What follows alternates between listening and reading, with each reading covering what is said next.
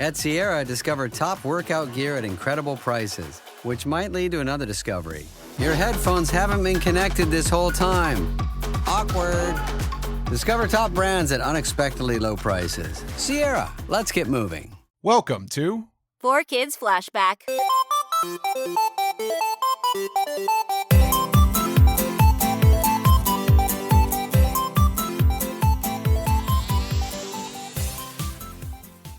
Hello and welcome to 4Kids Flashback. My name is Tara Sands and I'm joined by Steve Yurko. If you are listening for the first time, this is a show where we go behind the scenes of a company I speak for a living, a company called 4Kids, who was responsible for bringing you a lot of the anime you watched in the late 90s and 2000s, like Pokémon, Yu-Gi-Oh!, One Piece, the 2003 Ninja Turtles, Shaman King, Fighting Foodon's Funky Winx Cops. Club. Winx Mew Club. Power. Go Riki. Actually, that's funny. Tai Chi Chasers. Tai Chi Chasers. Sorry, So I it's thought funny. because we always we go for our handful of our go-tos, Right. and I'm like, you know what? I'm gonna give a shout out to Winx Club this week. Give it, man. Mm-hmm. And it's funny. This week, so I just got back. This is going to air in a few months, but I just got back from seeing everybody, a huge cast reunion at NostalgiaCon. It was so great to see everybody. And we were doing we were trying to do mini reunion pictures. So first the guys from Turtles took a picture, then we had a Yu-Gi-Oh picture. And then as we were dispersing, I think I yelled, "Go Riki!" Just random names of shows. That sounds like have you ever been to a cosplay meetup at a con? Yes, it was totally like that, except it was actually the cast. Yeah. And then someone yelled "Funky Cops," and so it was very, very cool to all be in the same room with so many people. Oh my gosh. And the fans, I gotta just take a second in general to shout out amazing anime fans. Not just because they come and say nice things. Listen, I'm out there doing conventions and I get to see how great you guys are.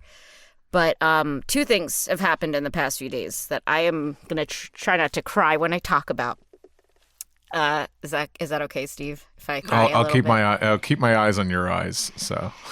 So again, this a lot of this will be old news when this airs. But we've been doing some charity fundraiser stuff, and this weekend somebody came up to me who I guess had either followed me on social media or listens to the show and showed me an autograph they had that Maddie Blaustein, who had played Meowth and who sadly passed away, had an autograph from Maddie from years ago, and I was just honored that he wanted to show it to me, and his name was Joshua, I believe. I want to give him proper credit, but I don't know if he wants his last name shared.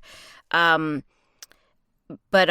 he said, no, I'd really like you to add this to your fundraising and have the benefits go to GLAAD. Which was just seeing Maddie's signature was moving enough, and then to be asked to do that was really an honor. So that's one thing I wanted to thank the people out there for. You guys are so kind. Also, a lot of you probably have heard by now that one of our castmates, Rachel Lillis, is having health issues, and in the past 2 days alone, 2 or 3 days, she's almost at $60,000 raised to help with health issues and to get her the proper care. And I don't know what the status will be by the time this airs, but you guys coming through, man, a lot of that is $5, $10 donations that just add up, and you guys have no idea what that means.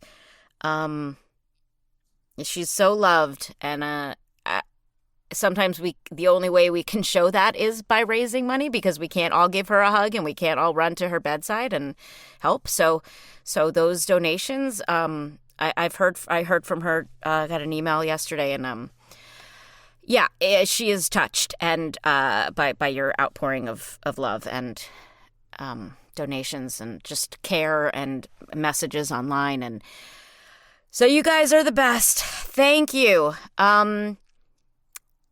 Okay, enough heavy Well stuff. Mm-hmm. I hope so. I don't know. But it was a great weekend followed by some hard stuff to deal with. But I think what it did was it shows you how strong this community is. And I mean, I'm sure you see that with One Piece, Steve, right? Like just how strong this and tight this.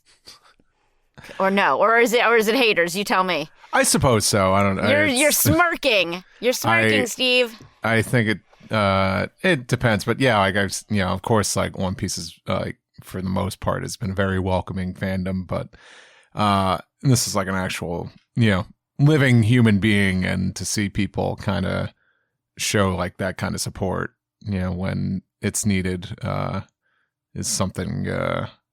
Something to behold, I guess. Yeah. Just that kind of, because that's where it really counts, and it's, I don't know, it's a cynical world sometimes, but to see so many people, care about someone who just had, like, who played, like, probably, like, a part of their childhood or anything else is, Yeah, it does the heart good.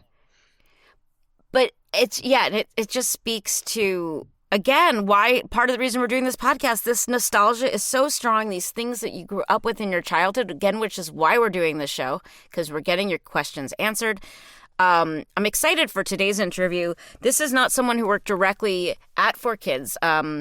I'll let her explain more about her job, but Dana Cluverius was involved in standards and practices, which is, we have lots of questions about. Her resume is like bananas. She's done so many cool things. It's weird that we're just going to be asking her about this one area of her career. Mm-hmm. But yeah, I'm excited to hear how that worked. And you know what, Steve, when we come back, I've never asked you about, in your work, if you've dealt with any standards and practices issues, if you've ever been told as a storyboard artist. Oh yeah, there's some rules. Yeah. Okay, no, let's do that in the outro. So stick around the outro. I want Steve to divulge what he's been told not to do. Absolutely. I'll use the time to remember all the things that we've had to change. Okay. Yeah, I wanted to kind of prep you for that because I was thinking about that today. I was like, gosh, I've never asked Steve that question. Mm-hmm.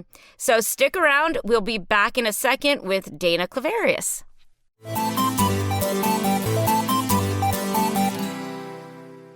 Our guest today is Dana Cluverius. Dana's had such an impressive, amazing career. Like I said in the intro, it's a shame that we are going to be talking to her about this very one specific time in her career, but I'll make sure to name drop some of the other things that she's done along the way. The main reason she's here is because she worked over at the Kids WB and the CW network.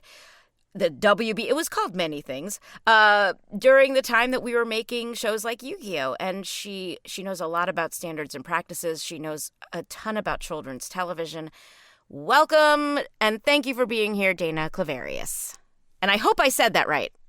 You did. You said it perfectly. I always say Cluv, like love, Cluverius, and I'm really happy to be here. So thank you for inviting me. Thank you. So let's go back a tiny bit, because before you started your job at the Kids WB, you were already working in the TV world. Can you tell us just a little bit about your background and what got you to that place where we started to overlap?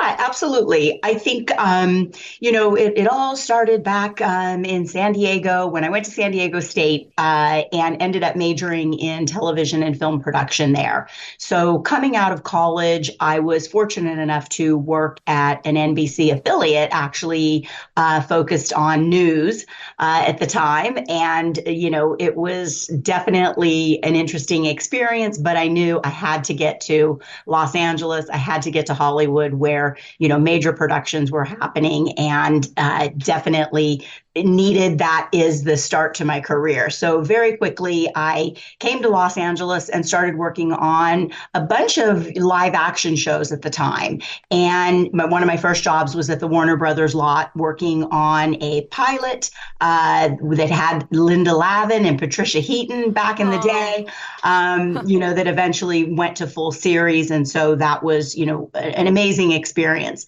But from there, I jumped around a lot. and had different experiences being a PA, a production coordinator, really did about 8 years in the live action space. But I wanted to start to get more into development. And that is where I landed at Sony Wonder and started working on children's programming at that point in my career. I was there for a couple of years, but then it was time for me to go to the infamous Kids WB. And so I landed there in 2000 and was really a part of Kids WB's growth. And at the time, we had a 5-day-a-week programming block. We were on after school for kids. We obviously had a big Saturday morning presence. And it was really there that my career flourished in the kids space, where I was able to rise all the way up from being a manager to a vice president. So it was a really great run for me there. And again, Yu-Gi-Oh! And Pokemon were part of, the anime invasion that was taking over and were, instrumental in helping Kids WB get so popular. In your position there, what was the difference between working with a new animated show like a Scooby-Doo or I see Tom and Jerry Tales and all these great shows on your resume, as opposed to working with a Yu-Gi-Oh! That was coming in from another place where you couldn't maybe be as hands-on because you couldn't change as much. So for you, what was the difference? Yeah, I think what was so interesting is that when we are working on the original productions that were coming from, at the time, places like Warner Brothers Animation or even Sony Pictures Entertainment at the time when they were doing Jackie Chan for us, yes, when you are creating these shows from scratch, inevitably we are part of the entire process, working on early development of the shows, deciding where they will go, what characters to really hone in on, where we want the story arcs to go throughout the season. And then, yes, inevitably, you are intimately involved with, every piece of that production, from casting to storyboarding to design, animation, everything, sound design, score, and you are seeing the entire process come together and was a part of it every step of the way. Whereas when we started to do Pokemon and Yu-Gi-Oh!, correct, it had already been produced. And at the time, I remember they simply sent us an episode of Yu-Gi-Oh! To consider, and they had already done, the dubbing of it in English, and we focus tested it. And that was something that Kids WB was very passionate about. And that was really putting our shows in front of the target audience that we would be catering to see what they thought of shows. And, we were a little skeptical at first. We thought, well, I don't know, there's limited animation. Oh my goodness, it's barely moving. And, boy, these kids are used to seeing Scooby-Doo and X-Men Evolution or Jackie Chan Adventures. What are they going to think about this particular show? And lo and behold, kids loved it. They really enjoyed the storytelling. I think, one of the quotes that I always say is that, they really latched on to that idea that Yugi was trying to save his grandfather and that, he was dueling to really save his life. And that was something that they immediately responded to. And then, yes, inevitably, kids were already familiar with the game and the card playing. And so at the end of the day, I think they really felt like, wow, if I watch this show, I am inevitably going to be a stronger duel master and, really be able to, take my card game playing to the next level. So it was a great combination that really stunned us. Yeah, I was going to say, like, when you saw that there was already other merch lines being sold, like the toys and the cards, does that help you make a decision like that? Like Scooby-Doo, there's toys that go, I guess Warner Brothers does not necessarily have a piece of, the licensing is more complicated, but we've learned from Mike Pecorello the term toyetic. Like, how much does that go into your decision making? It's extremely helpful. I think, from what I remember back in the day, it was Mattel that had the, I think like the master toy license at that time for Yu-Gi-Oh! And that too was very appealing to us. We were doing other shows with Mattel. I think it was like Max Steel at the time, that also had a big presence for us. And knowing that Mattel was behind the property, again, was just icing on the cake. And I can remember going down to El Segundo and, checking out the toy line and seeing, things that were being developed to support the TV show. And it is a little easier because the show was already produced. So you can pick out components that, yes, you want to, turn into a consumer products line. Whereas on the original shows, you have to be building that at the same time you're creating and producing. And it is very difficult because of, the lead time and trying to get into stores at the same time that your show is a success. Right. And now we talk a lot about the New York of this all, because all of our production was happening in New York at the time. We're both in LA now, but this was all New York, and you probably hadn't had to, there really wasn't a lot of animation happening in New York. So was this new for you? Like, did your hours change? Did your schedule change because you were now dealing with a New York production company? I think at the end of the day, I don't really recall it being an issue. I think for us, it was always the idea that 4Kids was behind the production.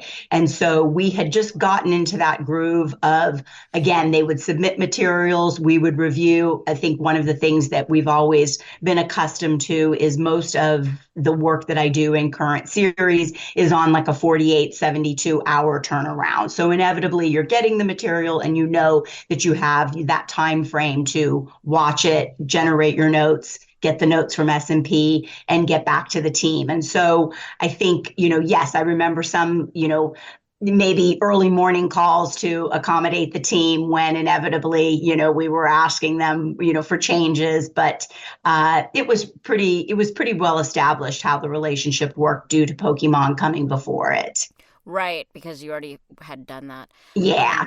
So, okay, we get so many S&P questions here. Of course. Because it seems, sometimes it felt, at least with the 4Kids, it felt so arbitrary. Like before they did Yu-Gi-Oh, they did a show called Ultimate Muscle, where like we couldn't even believe it was on television. And then there'd be stuff cut that we were like, wait, but Ultimate Muscle. So did you find that based on who it was making this, like, explain standards and practices to us like we're idiots, maybe? Of course. Sure. I know it's, it is very subjective and it's all about the context, in terms of how things are being, portrayed or spoken about. And I think the thing that would happen the most is that, again, originally, when you watch any particular kids' TV show, we work hand in hand with standards and practices to really, give that series the parental guidance, marker on it. So inevitably, we know that a show is either going to be, just TVY or TVY7 so that it's appropriate for the 7-year-old. Then if a show has a lot of fantasy violence in it, then it gets the FV rating as well. So at the end of the day, because Yu-Gi-Oh! Again, was labeled as fantasy violence, it took an FV rating, and mostly the FVs are associated with Y7, again, being appropriate for 7 and above. So those were, the labels and the ratings that the show had. But, standards and practices, their biggest goal is to just ensure that, again, we are doing right by the kid audience, that we are not going to have complaints from the FCC. We never want to have our shows glamorizing gunplay. Right. So there are times when, even doing finger guns can be flagged because we just don't want it to seem like we're making light or having fun with gunplay. Right. There'll even be times when, in the script, it'll say, I'm shooting at something, and it's like, don't say shoot, say blast. So we inevitably are told and asked to just, change things that stand out as overly violent, or inevitably are just feeling too adult for the kid audience. So that is something, as I was looking over, past material, I remembered that the other thing that was an issue is that in the show, they were showing the actual cards, and the cards had, I'm sure Mike spoke about this, Mikey P, at Konami, I believe, it had that logo on there. And so it was like, oh my God, we cannot have any logos. We really cannot advertise products within our kids show. And so that was the first thing. It was asking that team to change those visuals and inevitably wipe out that logo. Those poor artists. There was a lot of that. I can remember that, I think in some of the scenes, maybe Taya's breasts were a little too large. The skirt was too short, or the skirt was too short.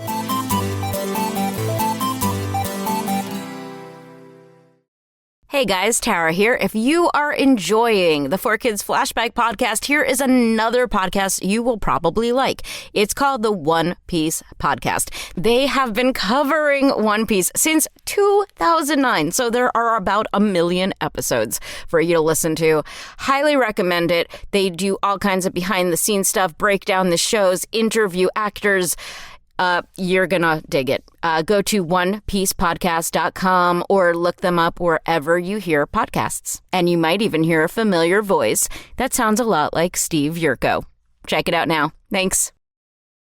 Hey guys, Tara Sands here, and I want to let you know where Steve and I are going to be so we can meet you in person.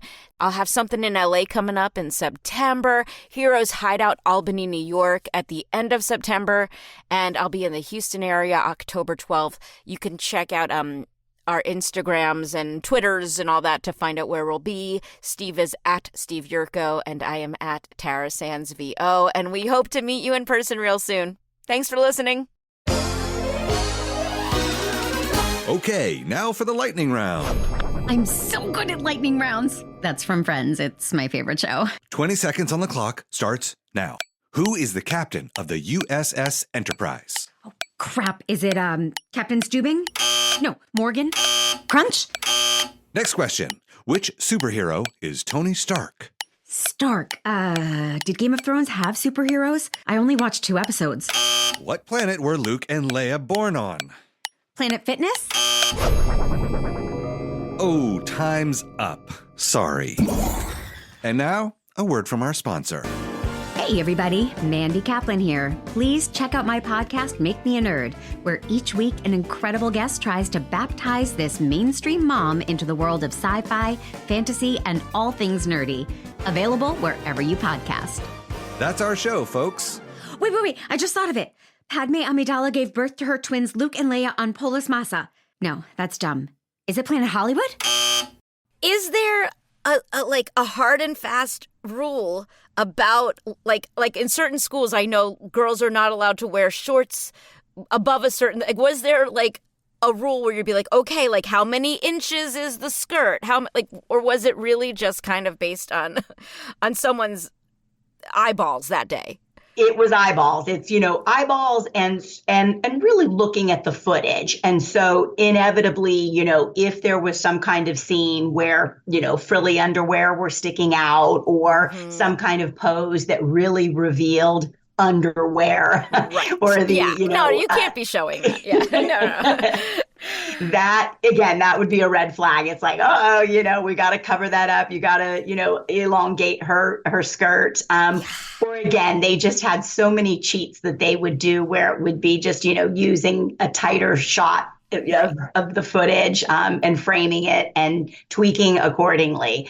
But it was those kinds of things. Or again, we cannot show any alcohol or stemware, and particular glassware that looks like alcohol in our kids shows. Yeah, like on One Piece, there's a whole bar scene, but we're supposed to believe they're not drinking at a bar. They're not drinking. They're having soda. Yeah, soda, root beer. We're exactly. going to keep the bar, but yeah, I mean, it's so funny. Like, so were you getting? Because we were aware later that like we were getting complaints from like kids like Steve who were watching the show and wanted a more true adaptation. Were you guys also getting that kind of mail that 4Kids was getting, or is that really being filtered to 4Kids?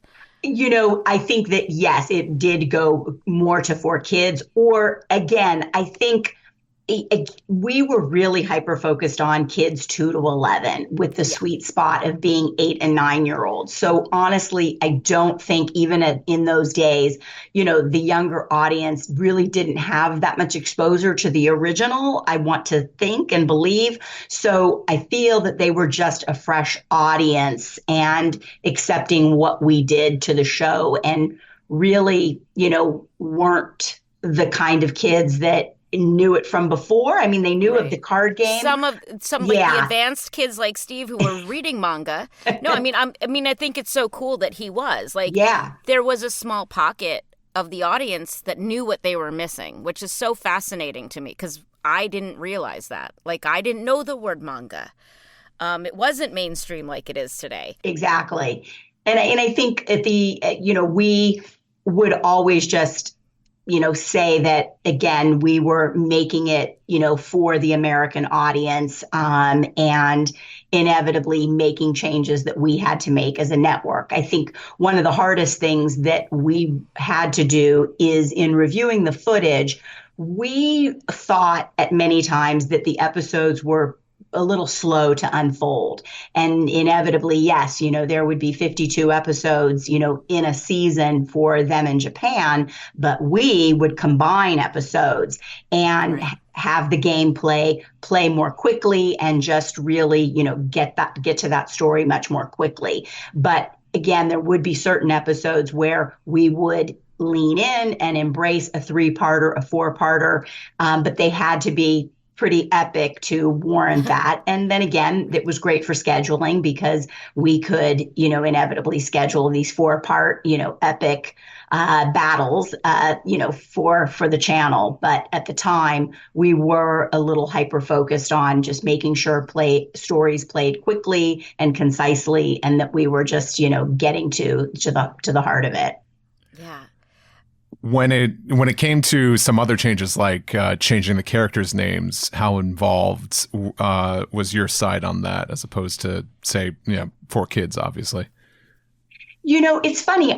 I don't remember a lot of that, so I have to think, that 4Kids was leading the charge. But tell me, what do you remember? What did we change that was like a name that maybe didn't fly? It's like I'm trying to remember what some of those issues were. I'm trying to recall an interview we've done. Maybe Tara has better memory of this, but I think I remember maybe like when 4Kids was initially like getting started on this adaptation, I believe someone at Kids WB had some suggestions for some of the names of the main characters. Tara, do you recall this? Do you remember? I don't, but what's interesting about Yu-Gi-Oh! Is some of the Japanese names are kept, and then some are like changed to Joey.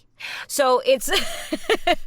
I know. And it's funny. I just simply don't have a recollection of that. Because you guys weren't involved with the Japanese team then, right? We were not. No, okay. At least, we weren't. I'm sure that, 4Kids had a closer relationship in the adaptations. And I don't know if it was something that came out of testing where, kids were having a hard time following. But you're right. It was a little mysterious that, we had Joey, and then, Pegasus, Seto. Kaiba. And yeah, totally.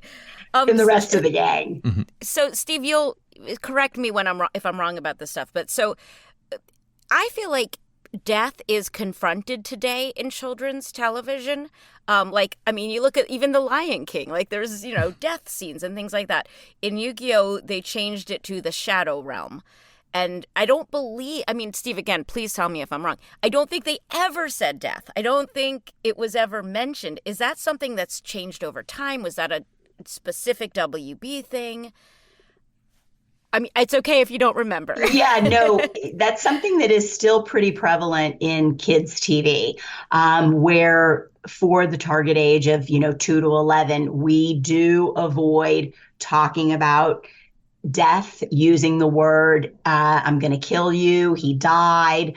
There's many ways that, again, when we're creating original stories from scratch, we do try to avoid that subject matter. I think at the end of the day, we just typically try to say that, look, we're trying to provide entertainment, escapism, from reality. And so there's just a desire to keep things a little, lighter and brighter and more humorous. And so that is, how we would get to some of those decisions and downplaying the death element as well. And no blood. I know that they would have to take blood off. They would have to do the artwork to rotoscope the blood out. Correct. Yeah. So much work. Yeah, there was a lot of work for the rotoscoping and the, finessing of certain imagery. But yes, blood too is something that, again, I just think back in the day, these were these rules that were set up by the FCC, for children's programming that we've all just, continued to stand by and, implement with every show that we do. And it's that, level of violence and, adult tones that we just try to avoid when possible.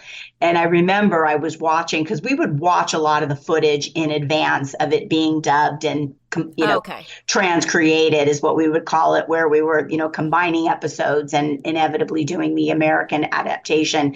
But there was one season where I don't remember. I don't remember if it was Yugi or Pegasus or who was doing it, but they were sealing, they were cutting off their arm and they had this seal on their arm. And so they cut their arm off and put it in this capsule. And I was eating my lunch and, kind of watching the episodes at the same time. And I was like, whoa. Did I just see what I thought I saw? Did he just cut his arm off and put it in that thing to, preserve the symbol? And it's okay, Mikey P, we are definitely going to have to cut around that and figure out that, scene. Right. So there were some moments, but I remember that one specifically.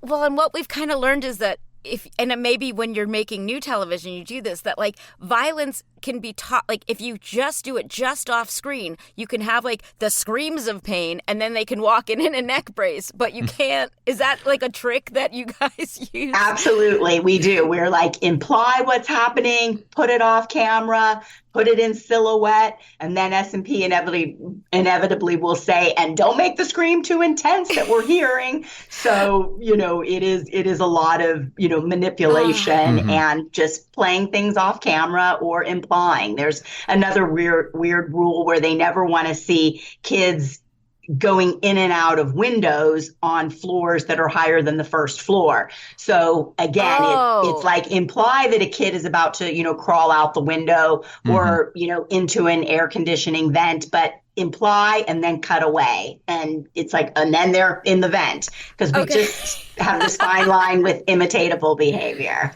Okay, I have two specific questions that these were not shows that you worked on, but there was one show called Fighting Foodons where the main character was cooking over a hot stove all the time. To me, that seemed problematic. I wasn't allowed to touch a stove.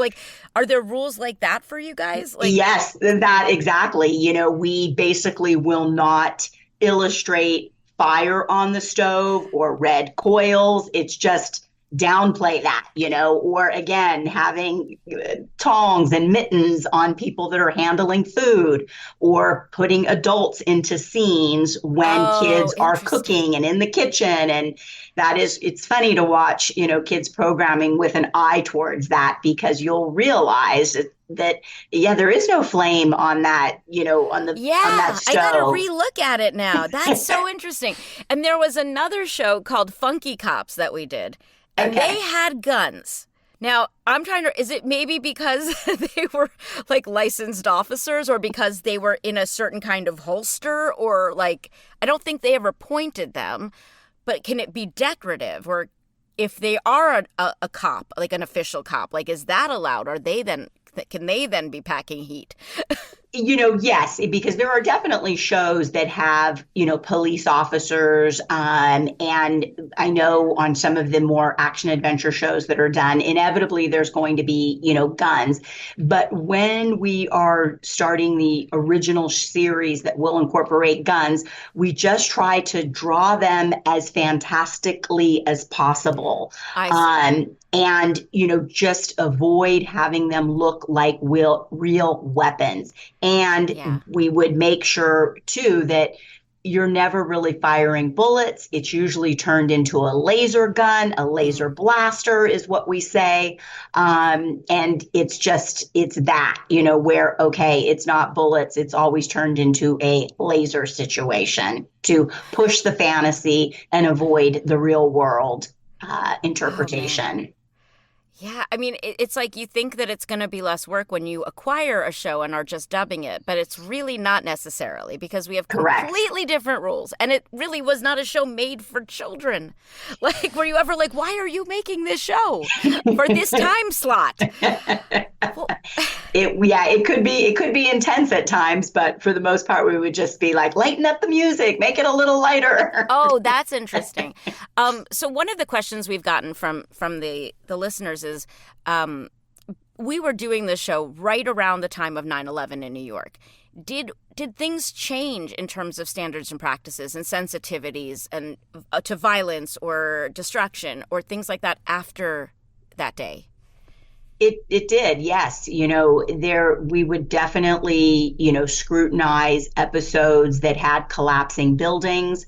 There was a lot of sensitivity to, airplanes and where they were flying and really just being sensitive to that. And I can recall any time that there is a disaster or something that is, happening in the news that is possibly similar to something that is in an episode, those episodes will be pulled immediately. That is something that Standards and Practices is really keeping a close eye on. That, even if it's a natural catastrophe in terms of, we've got the tidal waves and hurricanes and things like that, very quickly S&P will look at the programs, make sure that we just don't have anything too similar that is airing at that same time, because we just don't ever want to be accused of being insensitive. Of course. And, portraying something, that is just too emotional for that current time.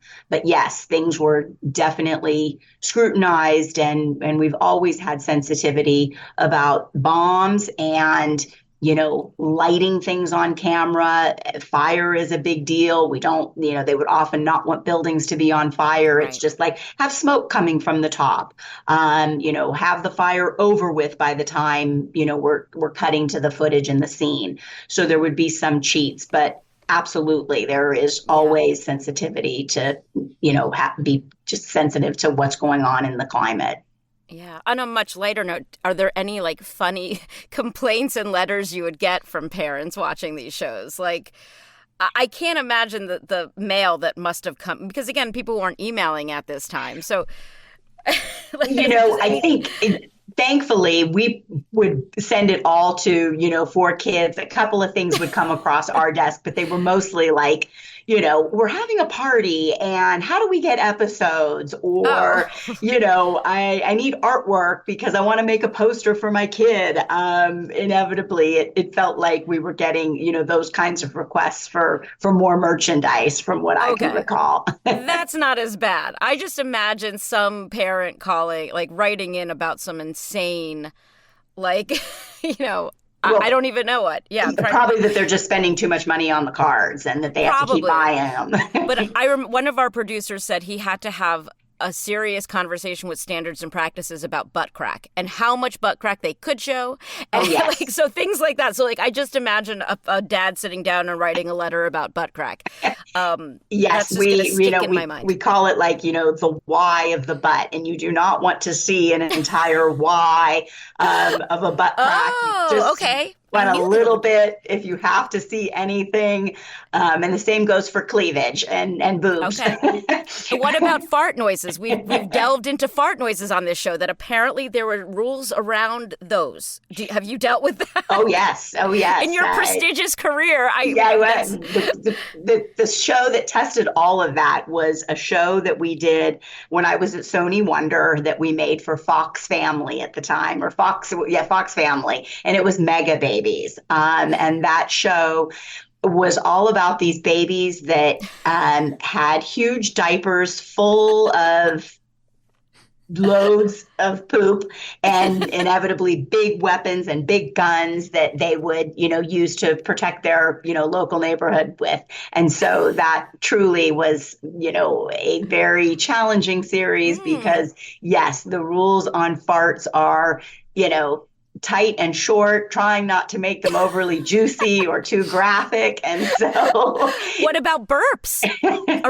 Is there more leeway with a burp? There's way more leeway with burps, absolutely. But I would tease the Loud House. I would say, look, any fart has to be motivated and you can try to only do one an episode. So if at all. Motivated burps. That's exactly. that's the new t-shirt. That is amazing. Yeah, I knew there would be you must have insane conversations sometimes. We do. And one year we had cut out all the S&P notes. We would do these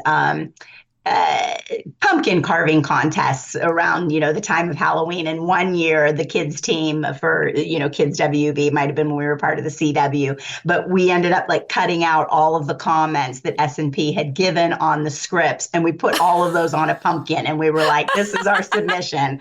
And it was very funny. That's amazing.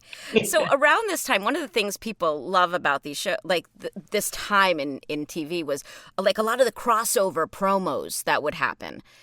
I don't know if that was in your department, but you must have had to get permission from a lot of different places to put Batman in a commercial with Yugi and stuff like that. Was that something you had to deal with, or is that a whole separate world? It was a separate team that created all that. But at the end, honestly, doing mashups of different characters within promos is completely fine and acceptable. If anything, we're capitalizing off of the success of other characters to help drive you to the programming block.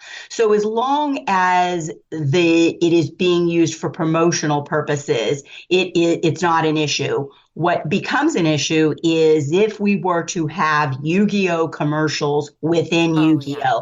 That's a big deal.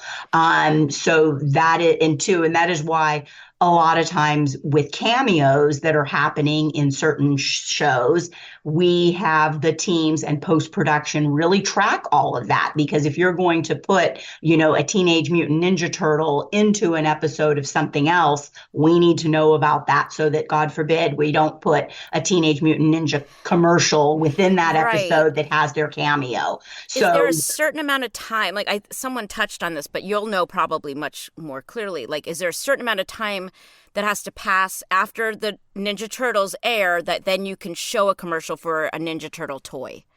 I think it just literally has to be away from the program itself. Maybe it can't be in the first commercial spot coming out of said show, Teenage Mutant Ninja Turtles. And that too is why the children's networks typically created bumpers going in and out of all of the shows so that you really knew, okay, I'm leaving my television and my show and going into a commercial. So those bumpers were interstitials were kind of like a way to indicate, hey guys, FCC, we're not doing anything bad here. Right. Kids, we're moving on. Okay, that's fascinating.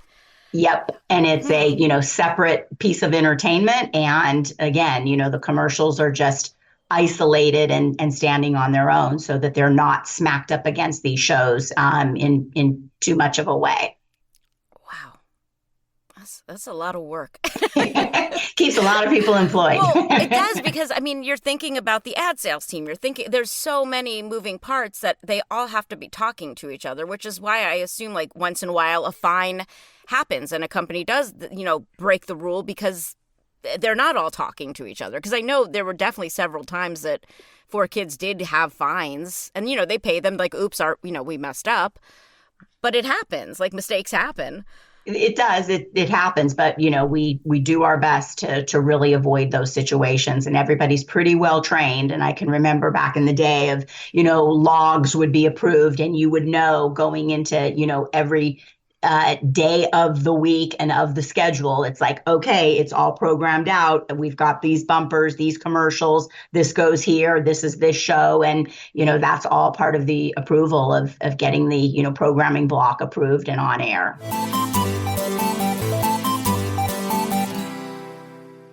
We've talked to some of the like editors and sound people, and their schedule at 4Kids seemed crazier and faster than any other experience they've had in animation.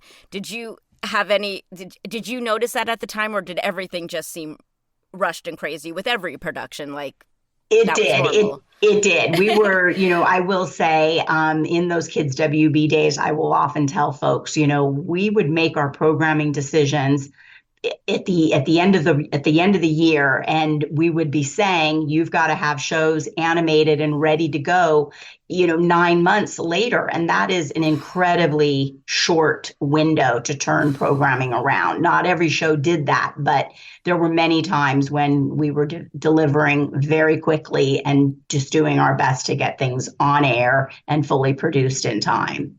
But again, that would be a couple of episodes being ready for the fall. And then inevitably there'd be a little bit of a break as we'd stockpile more episodes and get them ready for, the sweeps periods when we were doing November sweeps, Feb sweeps, and really, programming towards those key times. Yeah. Steve, before I make her brag about the stuff she's done after that, did you have any more 4Kids or Yu-Gi-Oh-ish related questions? I have one that's specific, and you might not be able to answer it, but I'm gonna just throw it out there because I'm just curious, because who knows who made this call. I remember in Yu-Gi-Oh specifically, Yugi has a mother in it, and she's not in it much, but there are a few scenes with her, and all of them are cut from the 4Kids versions, and I'm curious if that was anything to do with standards and practices, or maybe that was just 4Kids internally making that call. Yeah, I don't remember. I don't recall, the either, subtraction of the mother or really where she was. I think mostly what I remember is just, the grandfather, and that he had the card shop, and inevitably, that was, Yu-Gi-Oh's, primary caretaker, I want to say. But that is definitely one for the super fans and or Mikey P. Yeah. Right. I could see it maybe just being like, yeah, it's like if you have like, it's like his mother there, and then it's like, then too many people are asking, like, well, where's she during all this? Or how come she's not saying, how come she's not outraged? In the kitchen, making sure the flames on the stove aren't too high. That's right. Exactly. There was another show like at 4Kids where I think they cut out a divorce storyline where, again, today it seems like a teachable, like all these things seem like teachable moments today. Was that back then, like divorce and things like that, were they taboo and maybe that's changed, or was that just another weird 4Kids thing? I think it was just, again, maybe, I don't know, something that was, maybe specific to that particular show, but we didn't have sensitivity about that. If anything, that would be, something that is reflective of the real world and that kids can relate to. And yeah, we've definitely, taken more strides to showcase, each and every kind of family that there can be. Yeah. Please brag a little about some of the stuff you've done since then, and maybe some of the changes you've seen in the industry with, with cable, obviously. It was a game changer, and now streaming's a whole game changer. In terms of your job, what's changed?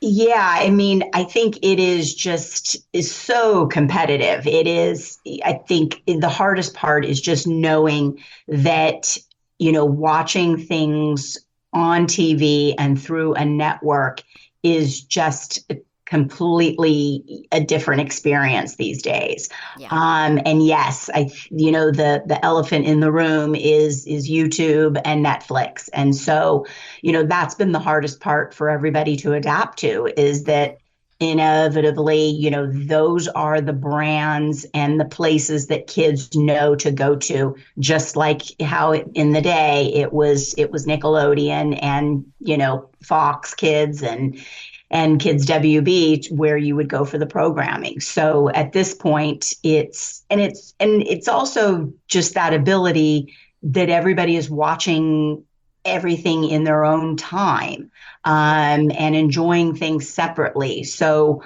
I think that's something that is hard to just get used to, because even as adults, you're not always talking about the same programming, whereas you used to be able to say, oh, we all watched this on Thursday night and we had to see it, and now we're talking about it the next day. There's no water cooler conversation. I know. It has to be, really big to have everybody talk about it.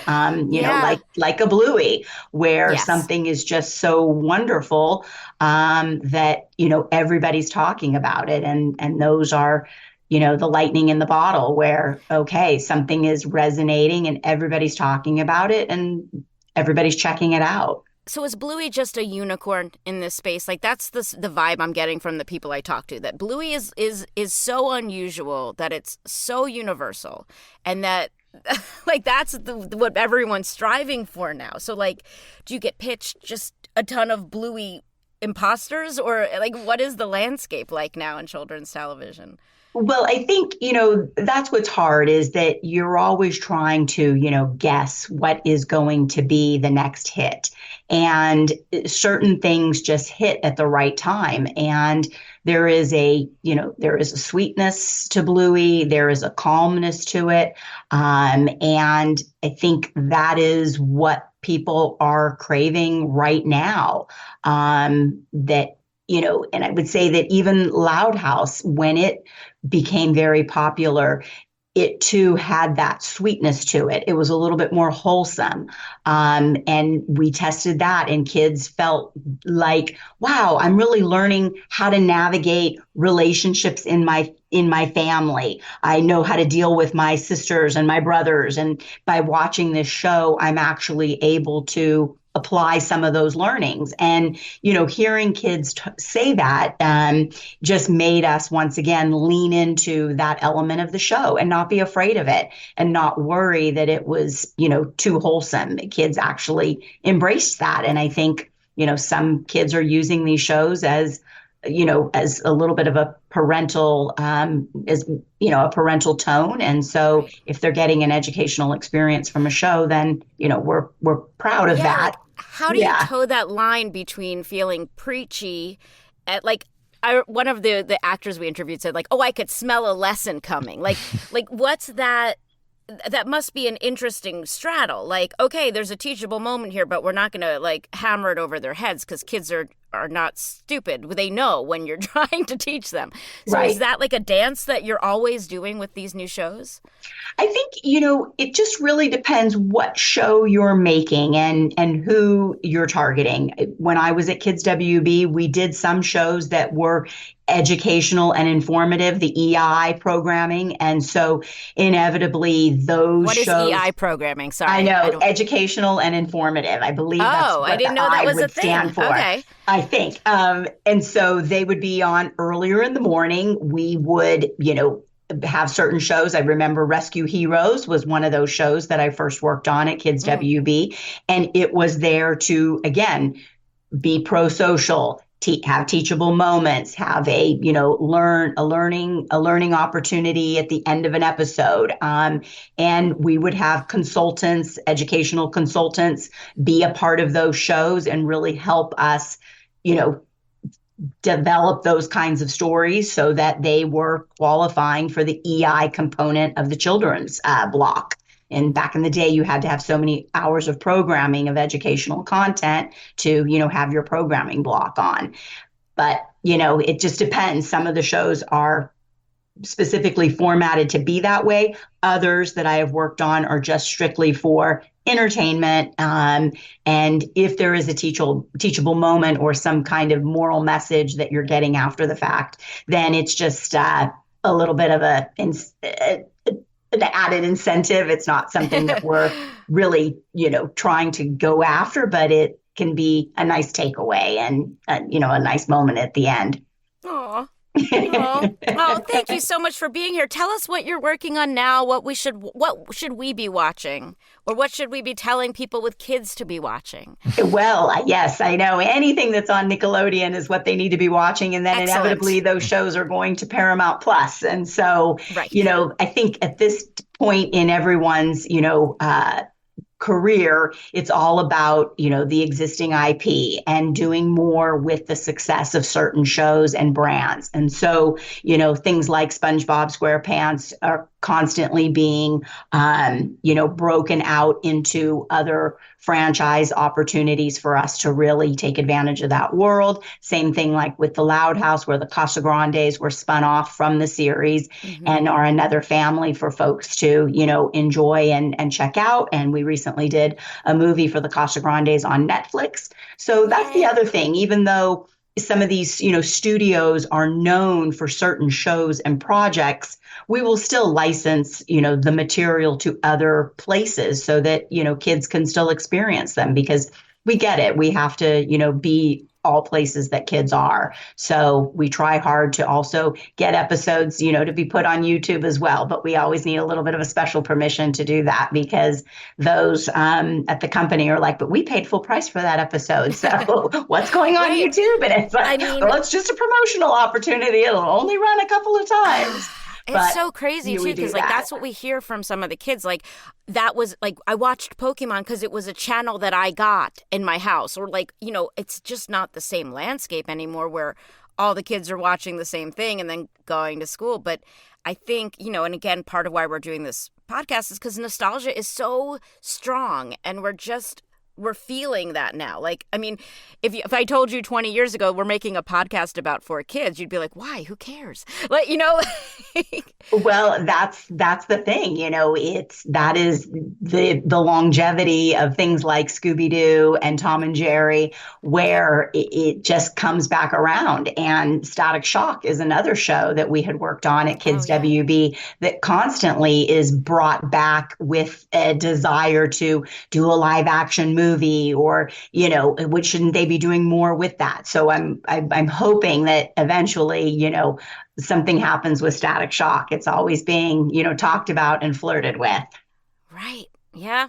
Yep. Nostalgia strong. Thank you. This was so interesting and educational. Thank you for giving us your time. I'm sure there's just a lot of people out there who want to say thank you to you because of the work you've done. And I say this all the time, but I get to go to these conventions and hear it firsthand. But it's you guys who are working day in and day out who they really should be thanking. So on their behalf, thank you for telling them what they could put on Yu-Gi-Oh! Exactly. Well, it is really fun to, stroll down memory lane and talk about these shows. And, again, I think I still have a rapport with folks that had worked on the show, and we always have a good time, going backwards and talking about things and, threatening to duel one another. Well, on that note, we'll let you go, but thank you so much. Thank you.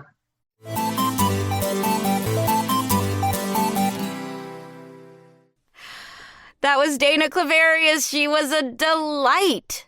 I wish you guys could have seen her Zoom background screen. It was really cool, animated Warner Brothers. I think it was Loud House themed. Oh, yes, it was Loud House themed, but it was Warner Brothers. That was very cool. That was really educational. And Steve, I told you I was going to make you talk about this. What, in your storyboarding or just creative experience, what are the kinds of restrictions for standards and practices that have been placed on you?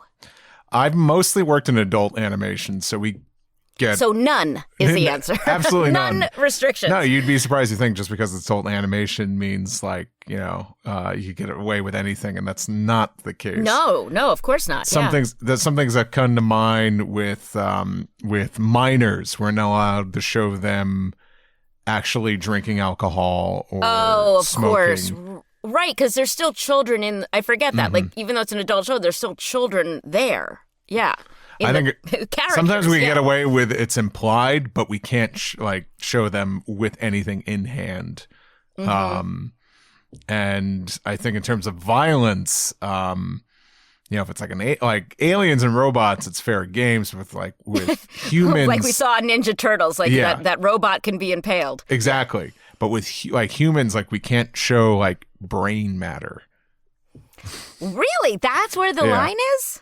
And you know, I've worked. That's surprising to me because And, I like, feel like I've worked on so many things where heads explode, and I'm like, and I remember, I remember, you know, it just some violent things. I'm like, that's not like why are we going to draw this? Because it's going to get, you know, we're just going to have to Right. redo it because what's the point of S&P. a head exploding if you can't see? And it's animated brain matter. It's not even. Yeah, but it's I human. wonder It's why. human brain matter. But I wonder why, because if a body explodes, you can see the rest of the body innards, right? Like you can see an I intestine think even explode. like kind of like the guts and stuff. I think it's you got to be really careful with that. Really? Yeah, I feel like I've seen that on animated shows. That's so surprising to me. probably. But I think, yeah, I don't know. Interesting. I just remember the brain matter thing. Is there anything that like you've drawn that got knocked down because it was too something, or no, or you already know the rules by the time it gets to you? For sure, yeah. I can't. I other than that, because it's mostly just like the hyperviolence or just like the drugs and alcohol stuff. I think. Besides that, Because it feels like South Park just gets away with anything and everything, so it's surprising to me to hear that there's any Yeah. restrictions. I really wonder because. But even like BoJack Horseman, like I feel like anything went. I mean, I love that That's show, streaming, but I though. don't feel Streaming like. is different, you know. Oh, Yeah. right, because that's streaming. You haven't worked. Have you worked on a streaming show as a storyboarder? Yes. Storyboarder. Yeah. Is that the right? I don't know if there's Okay. ever storyboarder. It doesn't sound right. I just say storyboard artist. Storyboarder. Or Okay. board artist. I'll say for the whole short. thing. Um, A board artist. no, okay. I've worked on a bunch of streaming So- shows. But yeah, I think So, like, is that something like with shows that are not streaming? Like the first day of work, you're told these things, or are they things that come up as plot lines or stories happen on the usually show? it kind of I think there's someone else's. It's someone else's job to be like, oh, I'm checking with S&P on this, or got word back we can't do this. It's never on us. Like we're never the ones asking, like, hey, can we do this? And keep in mind, I've also mostly worked on scripted shows, so it's not really my call. Right. A lot of times with what's going to happen. It's already by the time it gets to you, it's already been approved, probably. Not always, but like it's not up to me to determine. Oh, I see. Yeah, you yeah. know, to determine sometimes what exactly happens. You know, I have gotten vague scripts before, but I think for the most part, I get scripts that kind of detail, you know, a decent amount. Yeah, like I remember, I mean, and then you go to like on camera for kids shows, like when I hosted for Cartoon Network, I remember we had this really cool car prop and there were just many rules like, okay, you can be hanging out this side of it, but you can't stand. I mean, it was not a moving car, I don't think. Like there were like, it barely happened that S&P would tell us, but suddenly when we had a car in the shoot, we had more rules, which was I found really interesting, but it was way less fun because you're like, but the car's not moving. Why can't we dance on it? Like, but obviously I get it. Anything and replicable, I guess. Easily replicated, which is yeah, I think you hear. replicable. Is that a word? Yeah, Easily replicated. yeah. I think like Replicable. something I hear with kids shows, it's like, I don't know, like a weapon just can't be something that kids could find around the house. I think this. Yeah, but we were allowed to put pies in each other's faces. Why is that okay? Like on who's ever been killed by a pie? Well, not killed, but I was like, but that's something that you could replicate. That's not a good idea. Who knows? I mean, like, it's changed so much. Like, we talk about butts, butts and stuff. Butts. You can't even show a butt in animation anymore.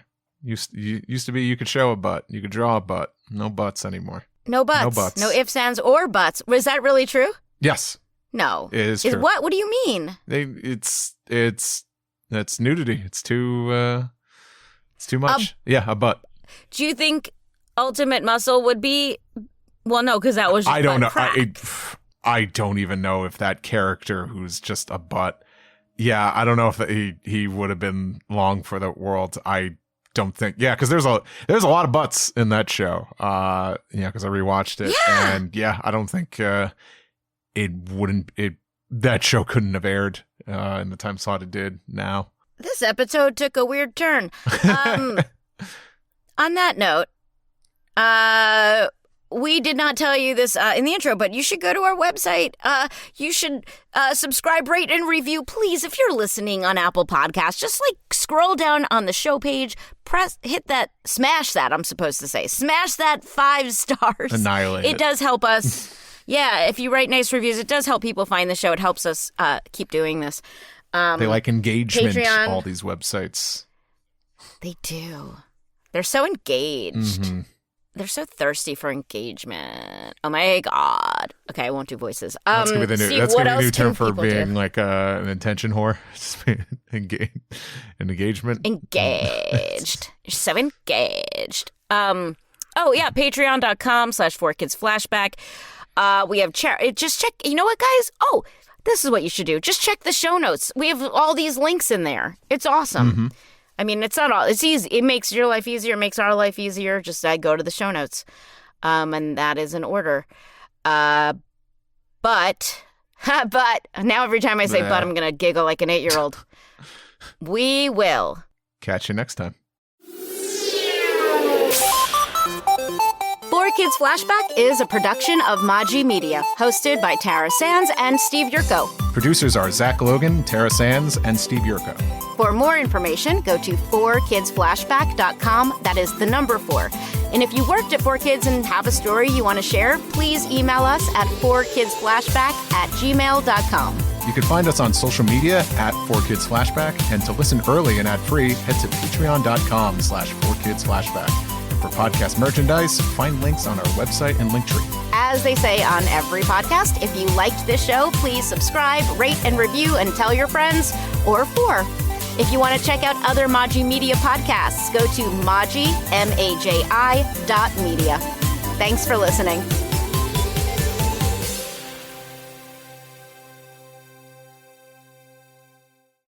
Hey guys, Tara here. If you are enjoying the 4Kids Flashback podcast, here is another podcast you will probably like.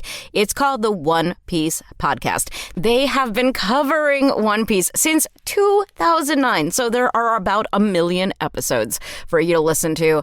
Highly recommend it. They do all kinds of behind-the-scenes stuff, break down the shows, interview actors. You're gonna dig it. Go to onepiecepodcast.com or look them up wherever you hear podcasts. And you might even hear a familiar voice that sounds a lot like Steve Yurko. Check it out now. Thanks.